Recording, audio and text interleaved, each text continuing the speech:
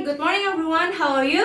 Great, thank you so much. Welcome back to IPA class with Miss Utari. Hari ini kita akan belajar tentang jenis gangguan kesehatan, penyebab gangguan kesehatan, dan bagaimanakah cara mengobatinya. Sudahkah kalian pernah belajar mengenai itu? Belum? Mari kita belajar bersama. Simaklah video berikut ini. Hai kids, kembali lagi bersama Miss Utari. Hari ini kita akan belajar tentang gangguan kesehatan pada organ pencernaan, yaitu tema 3, subtema 2 dan 3. Adapun tujuan pembelajaran kita hari ini, yang pertama mengetahui jenis gangguan pada sistem pencernaan, yang kedua mengetahui cara mencegah dan mengobati gangguan pencernaan. Gangguan pencernaan pada organ pencernaan. Jadi, pernahkah kalian mengalami gangguan pada organ pencernaan kalian? Gangguan apa sajakah yang sudah pernah kalian alami? Dan tahukah kalian bagaimana cara mengobatinya? Mari kita simak bersama. Jadi yang pertama ada sariawan.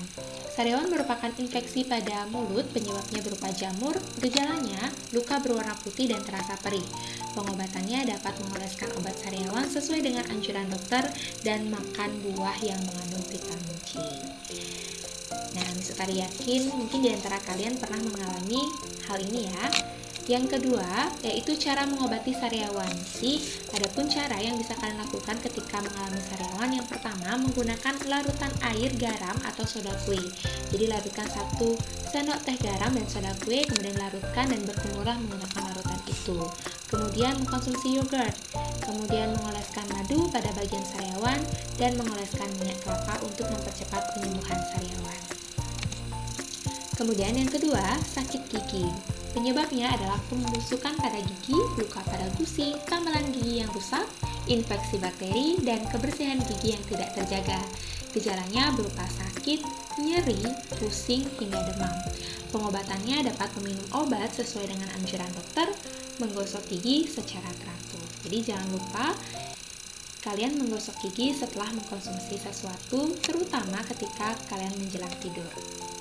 Adapun 8 cara merawat gigi. Yang pertama, menyikat gigi 2 kali dalam sehari, yaitu pagi dan malam.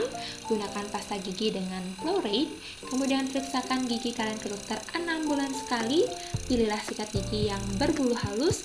Sikat gigi setelah makan makanan yang manis. Ganti sikat gigi 3 bulan sekali. Jaga kebersihan lidah dan pakai obat kumur dan benang floss jika diperlukan.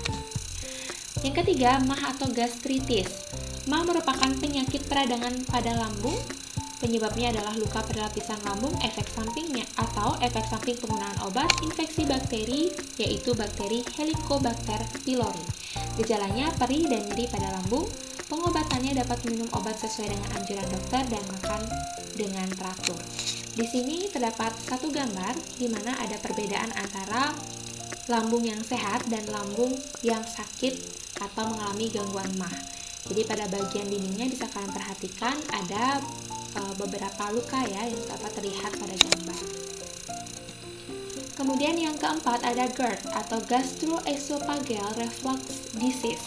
Jadi GERD ini merupakan penyakit asam lambung.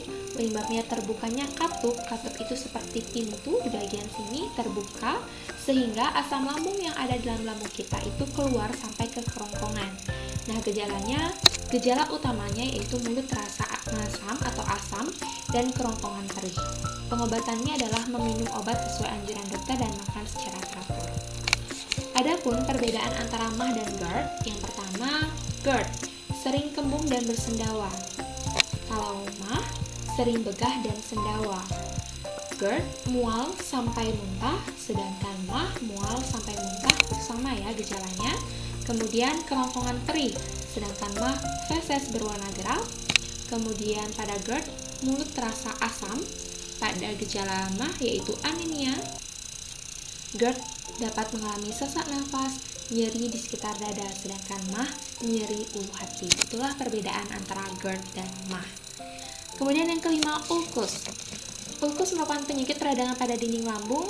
Penyebabnya adalah peningkatan kadar asam lambung dan pola makan yang tidak teratur. Ulkus ini ditandai juga dengan adanya luka pada dinding lambung. Gejalanya seperti nyeri dan perih pada lambung. Pengobatannya meminum obat sesuai anjuran dokter, makan dengan teratur dan makan makanan yang berserat, seperti contohnya sayur dan buah. Kemudian diare. Diare merupakan gangguan proses pengeluaran sisa makanan. Penyebabnya makanan tidak sehat atau kurang bersih. Kemudian gejalanya buang air besar, encer, dan lebih sering dari biasanya. Pengobatannya dapat minum obat sesuai anjuran dokter, minum larutan Oralit, menjaga kebersihan dan kesehatan tangan, alat makan, dan bahan makanan tentunya.